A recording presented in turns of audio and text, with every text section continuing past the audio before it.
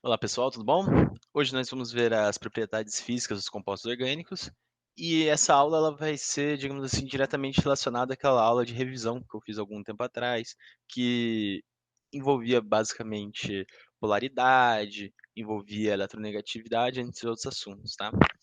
Então, nessa aula a gente vai aplicar aqueles conceitos que a gente revisou para a gente poder, digamos assim, eh, ter uma ideia de comparar, como é que a gente vai comparar, digamos assim, as propriedades físicas de 2 compostos orgânicos, tá certo? Então, hoje a gente vai ver basicamente o ponto de ebulição e ponto de fusão, a solubilidade e a densidade. Vocês não vão sair dessa aula sendo capazes de falar: "Ai, sei lá, um pentanol tem um ponto de fusão tal". Não, não é isso que a gente quer. O que a gente quer é que vocês sejam capazes de discernir, por exemplo, qual vai ser, digamos assim, qual vai ter um ponto de fusão maior entre os 2. Se você tiver, por exemplo, um butano e um propano, qual vai ter um ponto de ebulição maior e assim por diante, tá certo? Esse é o objetivo de hoje. Então, iniciando pelo ponto de fusão e ebulição, nós temos 2 fatores que influenciam mais nessas propriedades. Primeiro, as forças intermoleculares.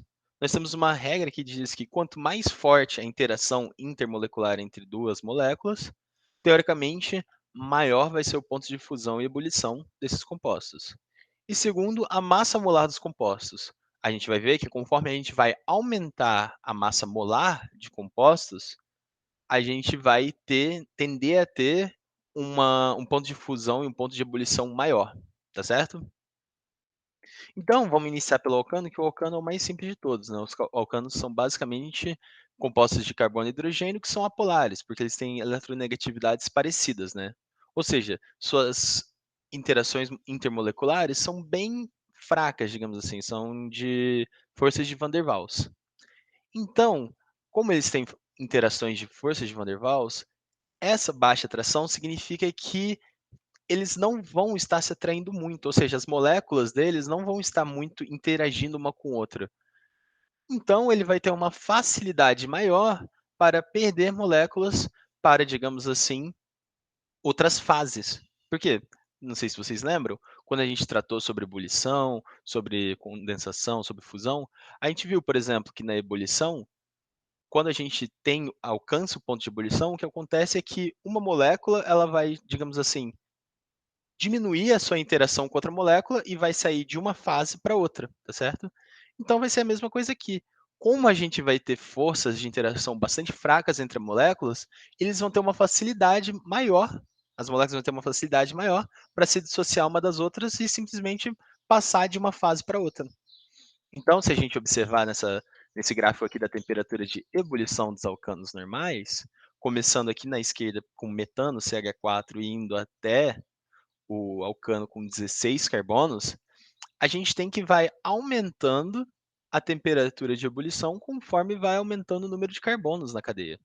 Uma coisa também que vocês podem notar é que na temperatura ambiente, até o butano, todos os compostos estão em estado gasoso, tá certo? Aí, quando a gente passa para o pentano, a temperatura ambiente, a gente vai ter compostos líquidos.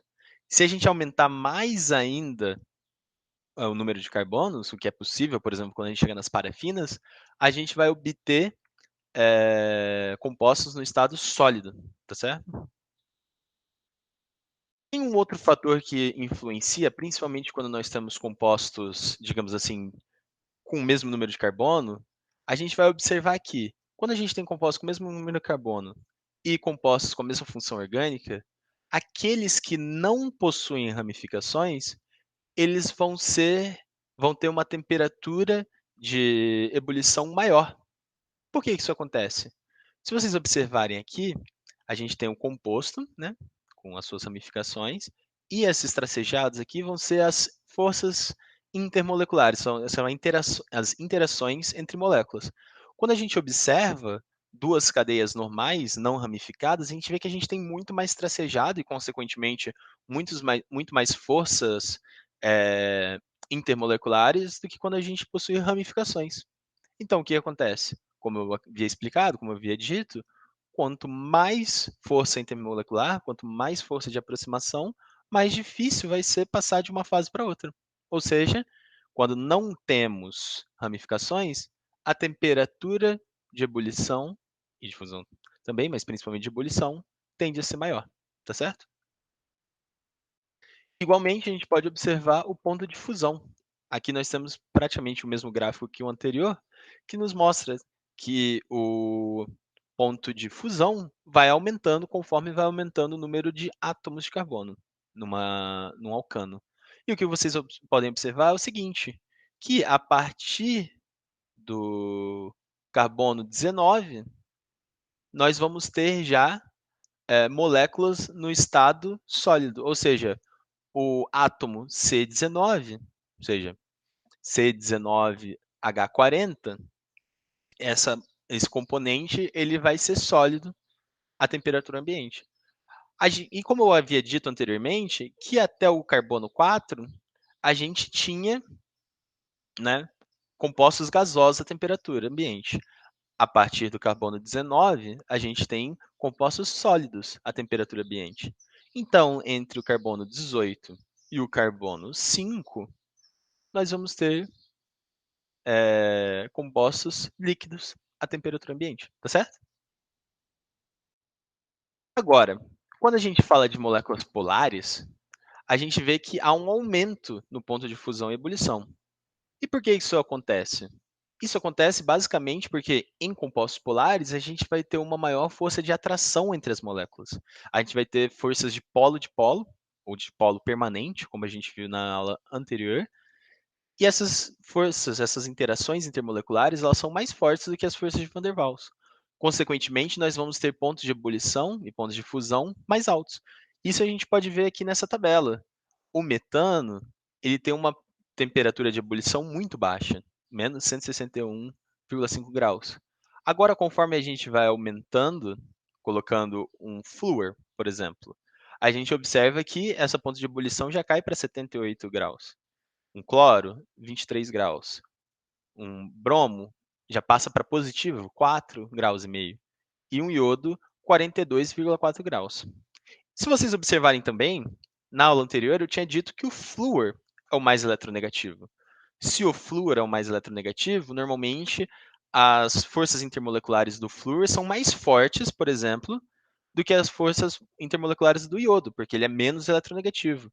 Mas só que se vocês observarem, o iodo também tem um ponto de ebulição maior do que o do flúor. Ou seja, né, o flúor metano e o iodo metano que eu estou dizendo, né?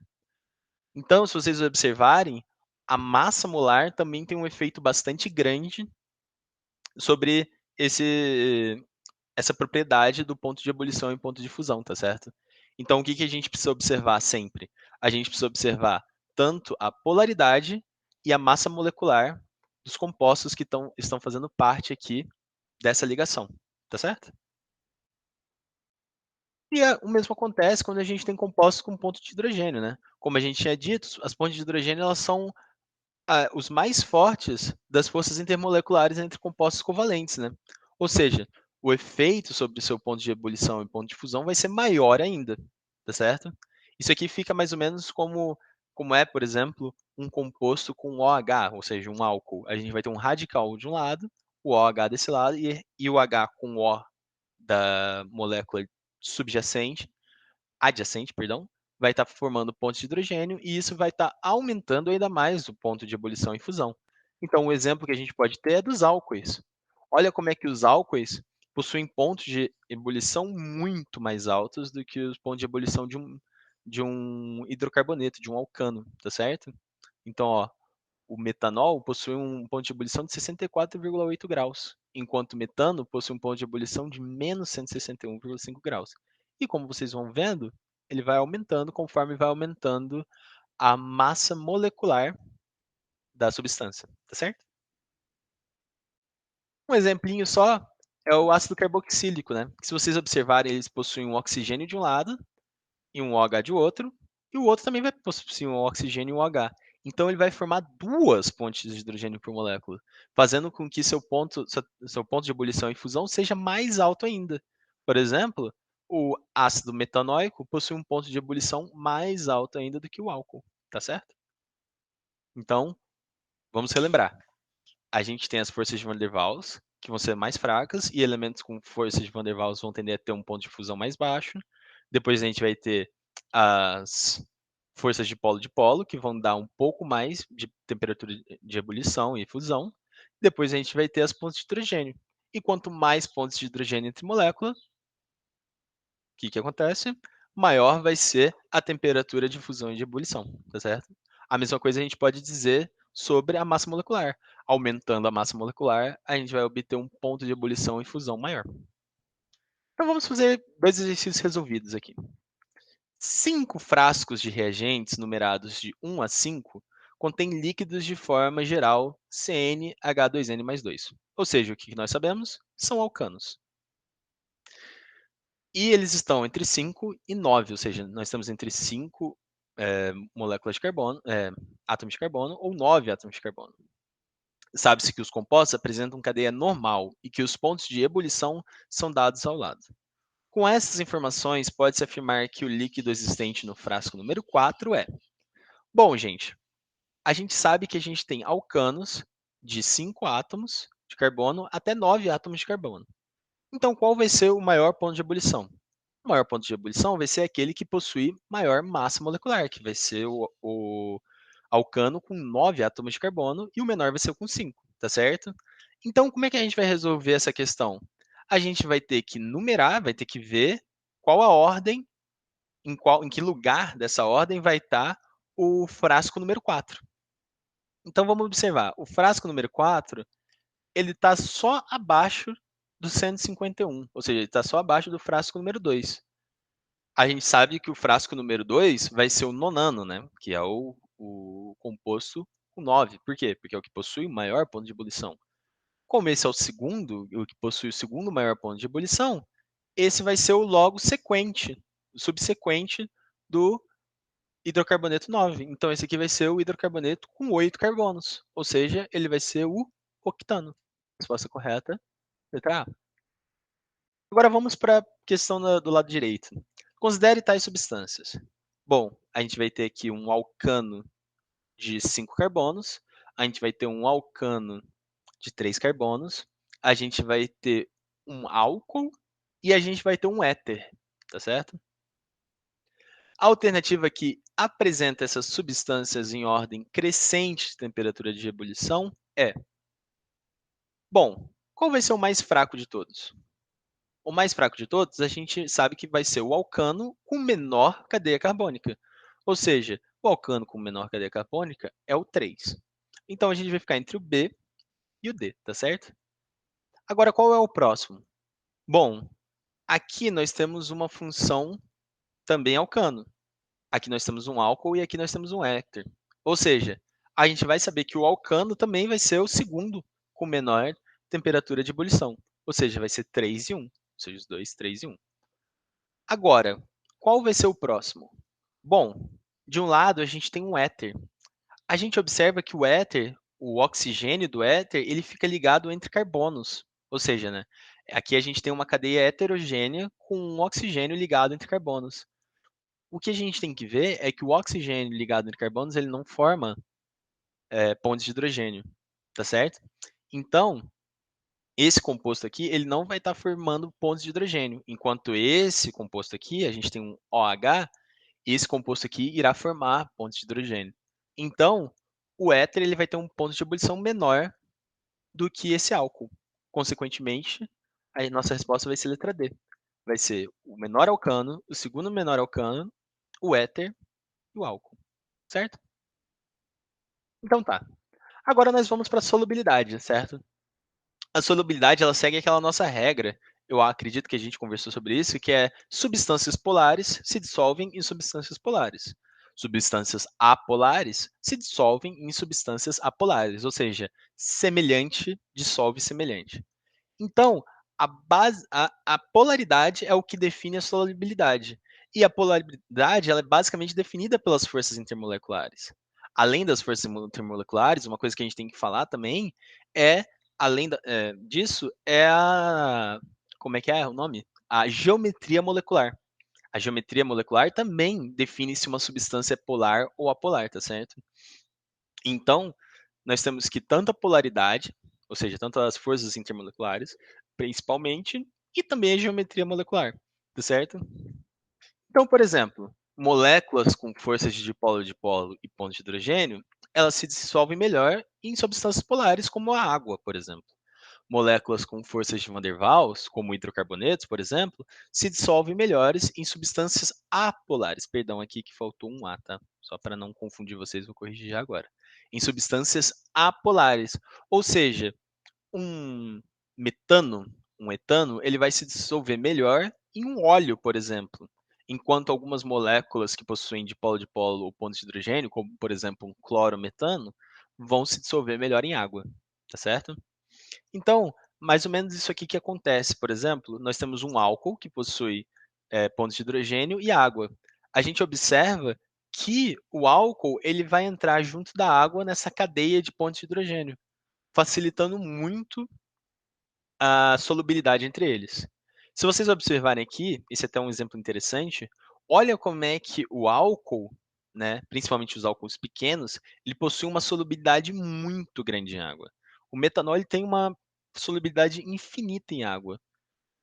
Entretanto, conforme vocês podem observar na tabela, vocês vão aumentando a cadeia carbônica e vai diminuindo a solubilidade. Ué, mas eles fazem pontos de hidrogênio, não fazem? Por que vai diminuindo?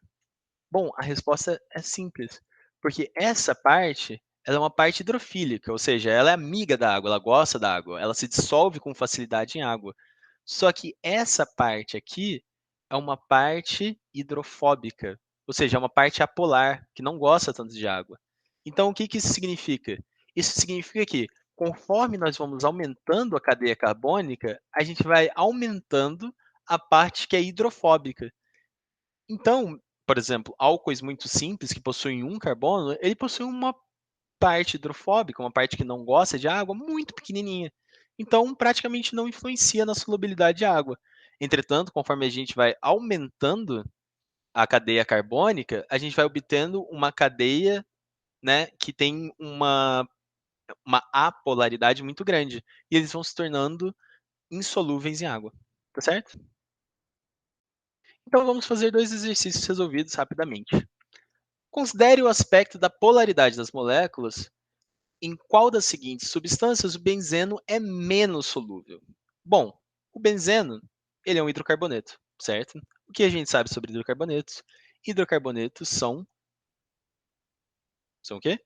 São hidrofóbicos, ou seja, eles não gostam de água, eles são apolares, tá certo? Então, ele vai ser menos solúvel em que substância? Na substância mais polar que tiver aqui. Então, vamos observar, né? Vamos começar da direita para a esquerda. A gente vai ter um ácido. Um ácido, ele é muito pouco polar. Ele é bastante polar, certo? Porque ele tem o COOH. Então eu imagino que ele é um bom candidato, né? Dificilmente uma molécula apolar vai ser muito solúvel numa molécula polar, certo? Nós temos aqui também um álcool. O álcool também é bastante polar. Então ele também é um candidato, porque ele é bem insolúvel. Aqui é a mesma coisa, nós vamos ter um álcool que pode ser um álcool, pode ser na realidade qualquer, pode ser outras substâncias, mas isso aqui é provavelmente um álcool, mas pode ser, por exemplo, um éter também, né? Nós não sabemos direito o que que é. Então, o éter normalmente ele não é tão polar quanto é um álcool ou quanto ácido. Então a gente já pode desconsiderar esse aqui. O CCl4, bom, o CH6, o C6H6, o benzeno, ele é muito solúvel em CCl4. Mas por quê? CCl4 ele possui ligações de polo, né, Breno? Sim. Só que qual é a geometria molecular do CCl4? O CCl4 ele é uma molécula apolar, porque ele obtém aquela nossa configuração tetraédrica apolar, tá certo? Então, ele vai ser muito solúvel em CCl4, então também a B está errada. E por último, a água. A água é uma molécula muito polar. Então, nós temos três moléculas polares aqui. Em qual que a gente vai escolher para ser aquela que a gente vai considerar o benzeno menos solúvel?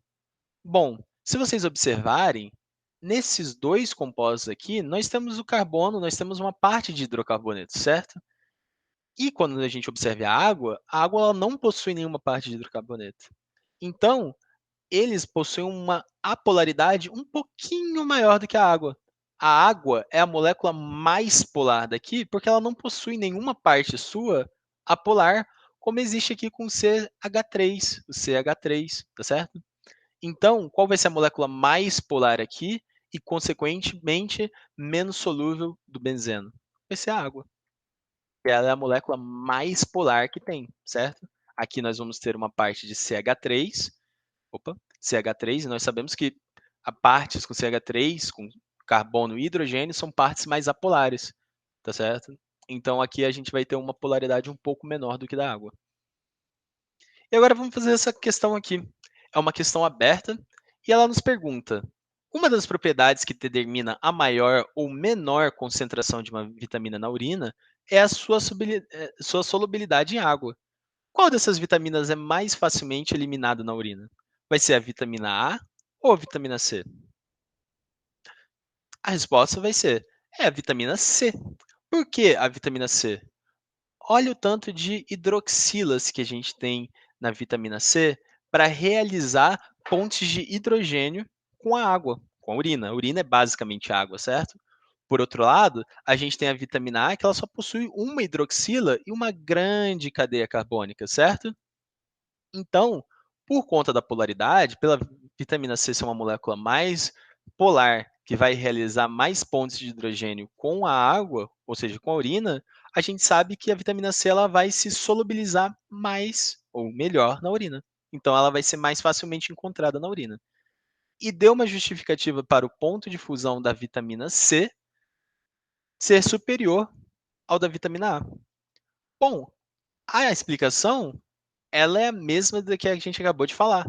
Como aqui a gente possui mais moléculas de OH, nós iremos ter mais pontos de hidrogênio entre as moléculas. Possuindo mais pontos de hidrogênio entre moléculas, nós vamos ter maiores forças intermoleculares, nós vamos ter uma atração maior entre as moléculas de vitamina C. Consequentemente, elas vão se atrair mais e elas vão tender a ficar juntos, ou seja, vão tender a perder menos moléculas para uma outra fase. Então, o seu ponto de fusão vai ser superior ao da vitamina A. Uma questão bastante simples, né? E é uma questão da FUVEST, essa da direita, tá certo? Então, assim, vocês veem que vocês conhecendo o assunto, ele se torna bastante fácil para vocês resolverem as questões. Agora, por último, a gente tem a densidade. A densidade ela depende principalmente da massa molecular, ou seja, novamente observando alcanos, ou seja, hidrocarbonetos, nós vemos que conforme a gente vai aumentando a massa molecular, o número de carbonos, a gente vai obtendo uma densidade maior, tá certo? Só que, Breno, nós temos um composto de, supondo, 12 carbonos. 12 carbonos são 70 gramas por mol, que é menos denso do que a água. Como a densidade depende da massa molecular? Como assim, Breno? Se vocês observarem aqui, ó, 12 carbonos, certo? Opa, perdão. 12 carbonos. 12 carbonos está aqui. A densidade é um pouquinho abaixo de 0,75 gramas por ml, enquanto a água é 1 grama por ml. Poxa, porque se eu estou falando que depende da massa molecular, um carbono, um hidrocarboneto de 12 carbonos, possui uma massa muito maior do que da água, quase 10 vezes maior do que da água.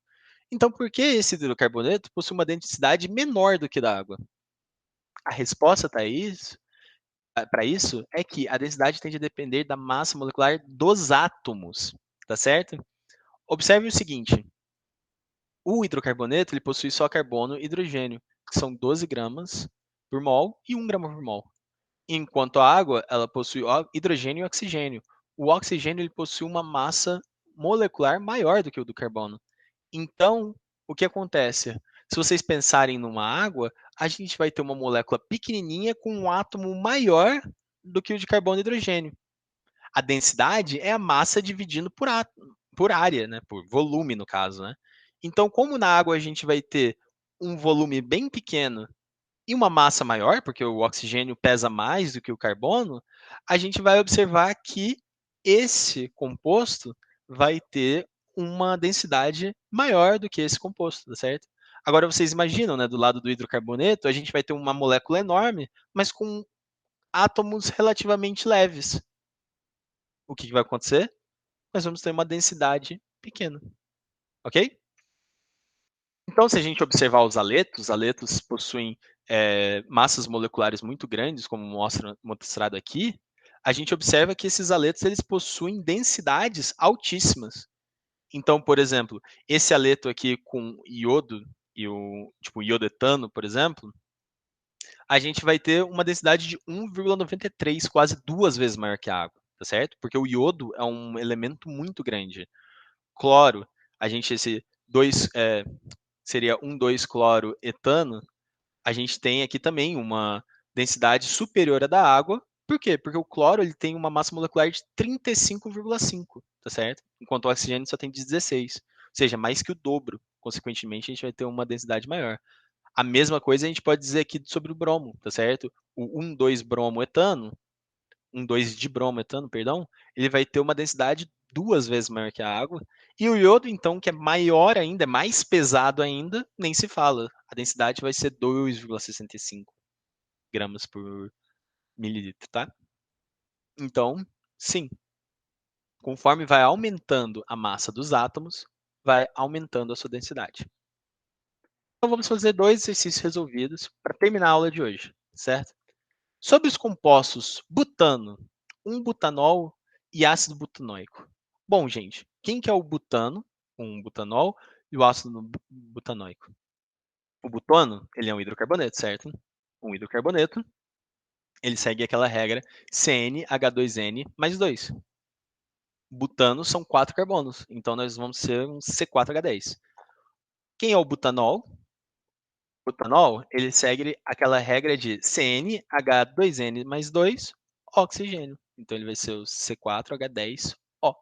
E, por último, o ácido butanóico. A regra para ele é CnH2nO2. Logo, C4H10. Opa, faltou 2 Os aqui. Peço perdão.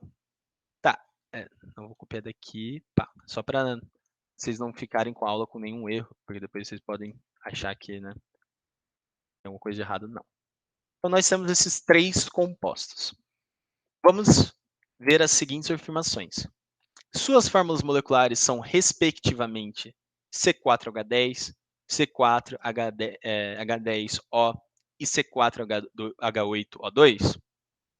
Sim, são exatamente as fórmulas que a gente observou aqui, tá certo? 2. A solubilidade em água do butano é maior do que do 1-butanol?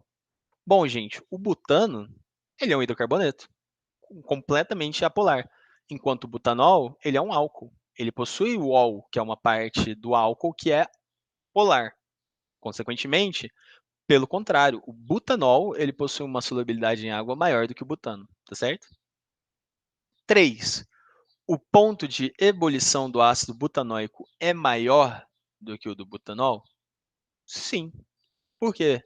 Porque o ácido butanóico, como a gente havia dito, ele possui de duas ligações de ponte de hidrogênio, enquanto o butanol ele só realiza um. Se vocês observarem, né, se vocês lembrarem aqui, ó, tá vendo? Nós vamos ter aqui que cada molécula, né, de um ácido realiza duas pontes de hidrogênio com outra molécula de ácido, fazendo com que as forças intermoleculares sejam ainda mais fortes. Opa, perdão. E por último, 4. O ponto de fusão do butano é maior do que o do ácido butanóico. Não. Por quê? Porque o butano, novamente, é apolar, enquanto o ácido butanóico é uma substância fortemente polar. Logo, ele vai ter um ponto de fusão menor do que o do ácido butanóico. Então, a resposta certa, 1 e 3. E agora, por último, para terminar, o seguinte exercício. São dados aqui as propriedades de algumas substâncias. A 25 graus Celsius, 3 gramas de iodo, 70 ml de água e 50 ml de tetracloreto de carbono são colocados em um funil de separação. Após agitação e repouso, qual dos esquemas deve representar a situação final? Bom, gente, o que é importante aqui para a gente? Primeiro, a gente tem que saber o que é solúvel no quê, tá certo? E segundo, a gente tem que saber em qual ordem vai ficar. Por exemplo, a água vai ficar em cima do CCl4 ou o CCl4 vai ficar em cima da água, tá certo? Vamos ver isso e a gente vai fazer isso a partir desses dados aqui que a gente tem na tabela. O ponto de ebulição, se vocês observarem, ele não importa nessa questão. Então, a gente pode simplesmente ignorar o ponto de fusão aqui, porque ele não vai servir para a gente, ele não serve para nada. O que a gente precisa é de dados de solubilidade e densidade. Então tá, vamos ver. Primeiramente, gente, o que vai ser, digamos assim, solúvel no quê? Bom, o CCl4 vai ser solúvel no iodo?